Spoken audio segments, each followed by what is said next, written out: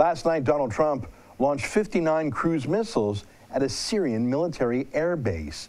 It came after Syria's Bashar Assad reportedly used chemical weapons in the civil war. Here's Donald Trump. Tonight I ordered a targeted military strike on the airfield in Syria from where the chemical attack was launched. Years of previous attempts at changing Assad's behavior have all failed, and failed very dramatically. As a result, the refugee crisis continues to deepen, and the region continues to destabilize, threatening the United States and its allies. Trump saw some heartbreaking pictures of children in war, and that is one of the heartbreaking things about war, about all wars in every country in the world for all recorded time. But that is different than an argument for attacking a sovereign country that has no quarrel with America, as if the United States were some sort of global policeman. And then there's the problem of, well, what happens if the United States actually gets what it wants? Here's Rex Tillerson, Trump's Secretary of State, suggesting that the goal here isn't just to smash up the airbase from which Assad allegedly launched the chemical weapons, but rather the goal is to depose Assad himself. Assad's role in the future is uncertain, clearly, and with the acts that he has taken, it would seem that there would be no role for him to govern the Syrian people. Really? Okay, I got a dumb question, sorry, but who does Tillerson and Trump want to take over Syria instead of Bashar Assad? I'm no Bashar Assad fan. He's a murderer like his father was, but he is secular, not an Islamist. He doesn't slit the throats of Christians like the rebels allied against him. They're called rebels, but they're just a rebranding of a half dozen Muslim terrorist groups, including Al-Qaeda, al-Nusra, and of course the Islamic State. The Islamic State, in fact, has carved out an Islamic State partly from Syria and partly from Iraq. That's their geography. They'd love to get rid of Bashar Assad. That's pretty much their plan. They've already got rid of his influence from the land they control. Their capital city is in Raqqa, which is in Syria, or it used to be.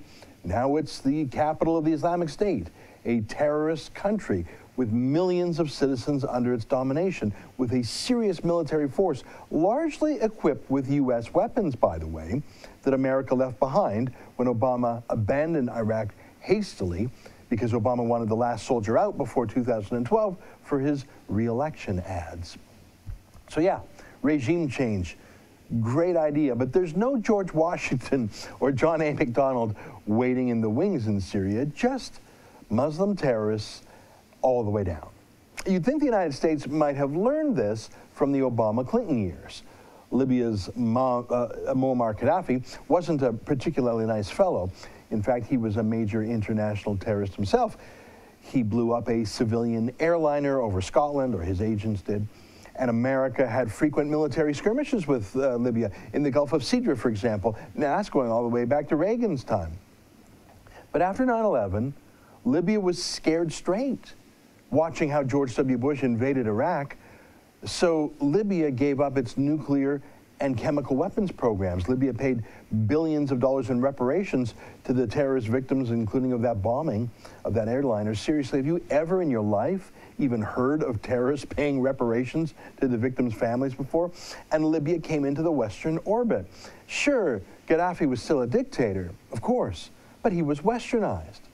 Here's Canada's Paul Martin meeting with them, making trade deals. And fair enough, Gaddafi stopped with the terrorism, and in fact, he became a bulwark against Islamic terrorism.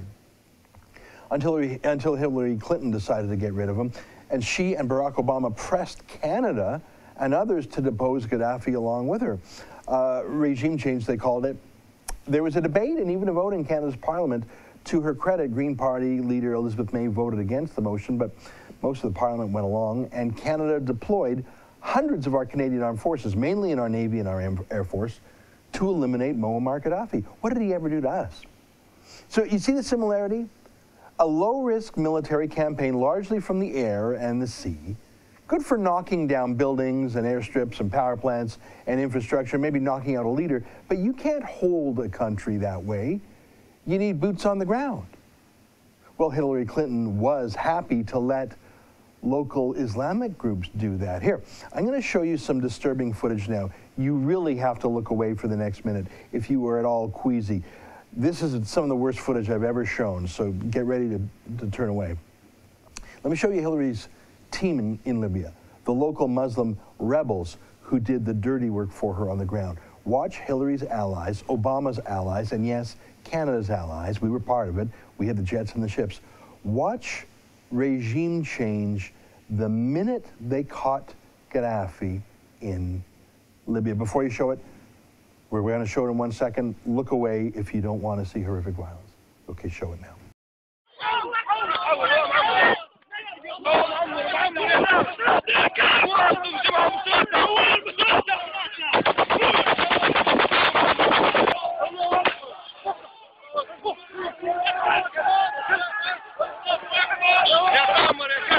That was the killing of Muammar Gaddafi. Those were our allies. Those were the rebels. I'm sorry, how is that better than Muammar Gaddafi?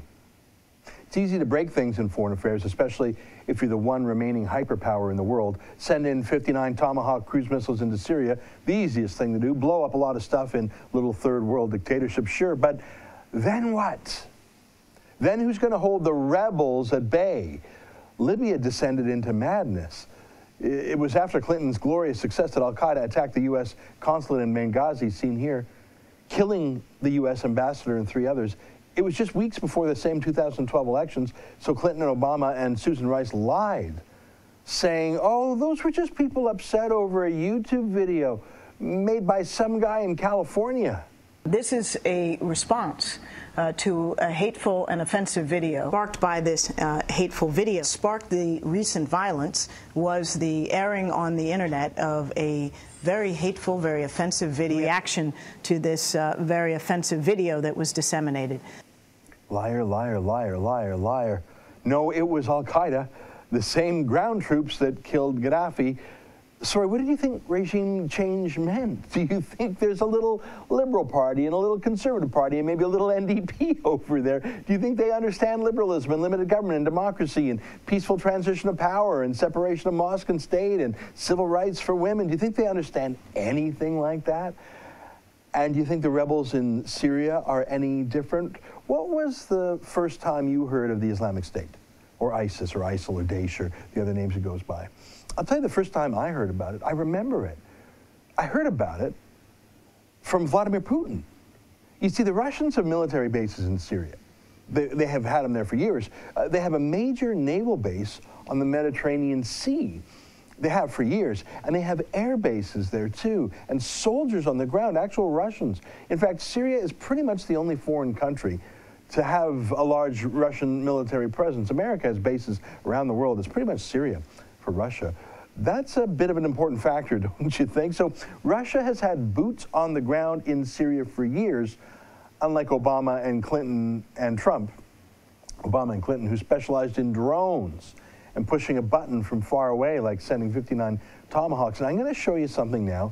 And again, it is gross. This is probably the grossest show I've ever done.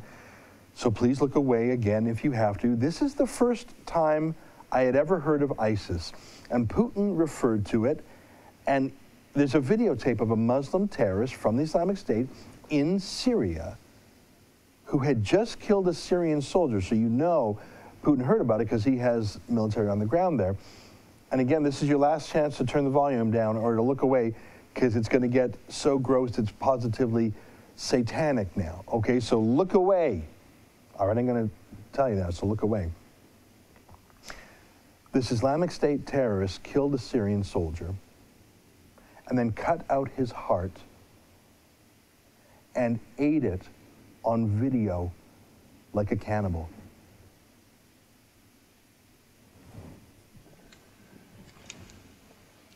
أقسم بالله سوف نأكل من قلوبكم ومن كبودكم يا جنود بشار الكلب. تكبير الله أكبر. يا أبطال بابا عمر. تطالع قلوبهم لأكلها. I'm so sorry to show you that, but that is real life. That's pretty much what happened in Libya after Muammar Gaddafi, except Gaddafi didn't have anyone propping him up, protecting him. He thought the West would prop him up, given his atonement and repentance. No. Well, Assad, lucky for him, has Vladimir Putin there, or else the Islamic State cannibals would be running Syria now like they run Libya. Bashar Assad is no gentle man. He isn't even reformed like Gaddafi became. In fact, Assad was building a nuclear program too. Until quite recently, Israeli jets keep having to fly in to destroy it. Assad is awful, but he cannot be worse than Islamic State terrorists. They kill Christians by the tens of thousands. They slit the throats of the men, they rape the women. They literally keep them as rape slaves. I got one more stomach-turning video for you. May as well get it all out today. So you got to look away now if you don't want to. This is the last one, okay? Go away for 2 minutes if you don't want to see something horrific. Here are Islamic State men at a rape slave market, an auction. They are excited about buying slaves to rape, all with the blessing of the Islamic State theocracy.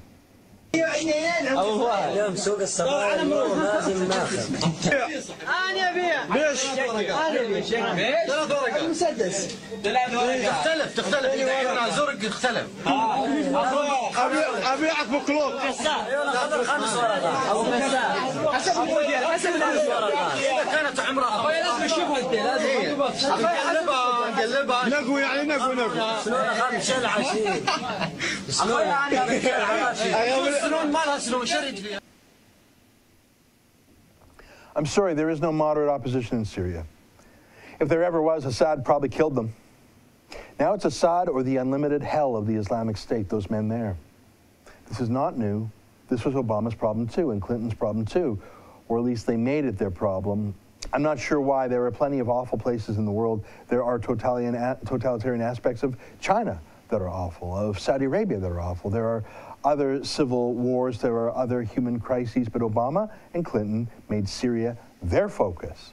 Obama threatened to attack Assad also, with cruise missiles too, just like Trump did. But then at the last minute, Obama panicked and backed down and just handed the entire political and diplomatic file to Putin. He just abandoned his attack plans while chatting with Wolf Blitzer on CNN. Mr. President, thanks so much for joining us. Thank you. This latest idea floated by the Secretary of State, John Kerry, picked up by the Russians, is it possible this could avert a U.S. military strike on Syria? It's possible if it's real.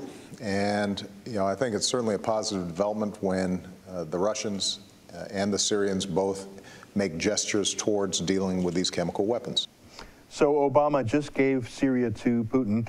And then John Kerry, the Secretary of State, proudly proclaimed that as part of that brilliant deal, America was going away. Putin giving a pinky swear and a super double promise that Syria was going to destroy any chemical weapons.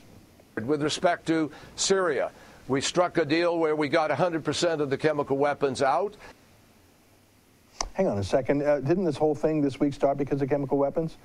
Isn't the accusation that Bashar Assad used chemical weapons? I thought that John Kerry said there were no more chemical weapons. Well, apparently that wasn't true. And either the CIA and NSA and State Department were clueless, or they were liars. I'm not sure which is worse. There is one more possibility, though, that the rebels themselves used the chemical weapons either as genuine weapons to hit Assad and his allies, or to create an incident that would be blamed on Assad. We know that the United Nations has received reports that the terrorist rebels had chemical weapons, and we know that the Islamic State and other Muslim terrorist groups are masters of propaganda. That's part of their asymmetrical warfare. The Islamic State doesn't have Tomahawk cruise missiles, but if they launched a chemical weapons attack in a manner that implicated Assad, maybe the U.S. would use their Tomahawk cruise missiles against Assad for them. I'm just speculating. But didn't John Kerry promise us that Assad had, in fact, got rid of 100% of his chemical weapons? I could swear he said that. Let me give you a strange example of the kind of lies that come out of that region. Take a look at this video. This is not a gross one. You don't have to turn away. This is the so-called white helmets, the good guys who go in and help people hurt by Bashar Assad. I'm not sure, though. Are they paramedics or are they actors and filmmakers? Because they keep making videos. But watch this video for a moment.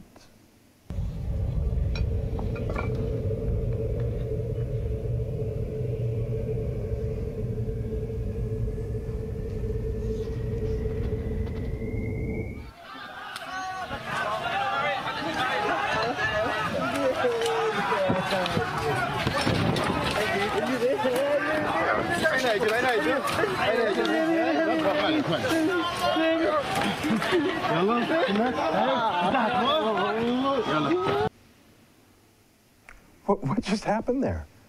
Was that someone acting, posing, modeling, pretending to be hurt, and then pretending to be rescued by the white helmets? He was very quiet until they all sort of said, go. That's what that was. Now, when this video went viral, the white helmets claimed, oh, no, you don't get it. It was a cool viral video initiative similar to our ice bucket challenge to fight ALS. Yeah, that's the ticket. It's just their way of doing the ice bucket challenge to raise awareness. That's what they said. I'm not making that up. Do you buy it? Look, I don't know what to make of it. But back to what happened. Why? Why did it happen, the whole attack? No one has been more skeptical of the United States' entanglement in Syria than Donald Trump. Look at this. Look at all his tweets going back years. Every single one of these is Donald Trump criticizing Obama for getting involved in Syria, warning against toppling Assad, warning against wasting U.S. money and U.S. lives, declaring that America should get back to making America great again instead of trying to make Syria or Libya or Iraq great, which could well be impossible. And if it is possible, it's got to be a job for Syrians and Libyans and Iraqis. Look at all those tweets there from Trump against intervening in Syria. So what's going on? All right, here's the theory. Remember I mentioned that Russia is doing the heavy military lifting in Syria in the civil war? Well, reports say that the U.S. warned Russia about the attacks in advance so the Russians could move their jets and their men. I believe that. Of course they did. They wouldn't want to have started World War III because of some heart-rending TV images that played in the West. So maybe it's not a Clinton-style toppling of Gaddafi. Maybe it's actually not a regime change. Maybe it's a made-for-TV response to a made-for-TV incident. And maybe the real purpose is to rattle the Chinese president, who at this moment is in Florida meeting with Donald Trump about an actual real threat to the West and to North America. I'm talking about Korea, North Korea, their nuclear bombs and missiles. That is a real threat, not just to the United States, but American allies like South Korea and Japan. Look, it's all complicated, but principles are simple. Donald Trump ran on America first, on American interests, on getting out of foreign wars where there's no plan or purpose, like the Libyan debacle. Lobbying 59 cruise missiles is much different than regime change or American boots on the ground. But I think Trump just burned up a lot of political capital with people who are sick of foreign meddling. And the fact that everyone from Hillary Clinton to the never-Trump Republicans like John McCain are cheering him in this attack, well, that's a bad sign in itself, isn't it? Look, there's only one solution in Syria. It's not to make it a U.S. protectorate, as some neocons would do. It's not to start a war with Russia over it, as some Democrats would do. It's not to move its population to Europe and the West, as Soros and the Open Borders crowd would do. It's to destroy the Islamic terrorists and contain Assad himself and make Syria stable again. Not great again. It hasn't been great in centuries. Maybe it never was. That's an excerpt from my daily TV show, The Ezra Levant Show. Normally it's behind a paywall, but I thought you'd like this video, so we put it on YouTube. If you want to subscribe to watch the daily show every day, including always 2 interviews a day, and I read my hate mail, just click on this screen and become a premium member.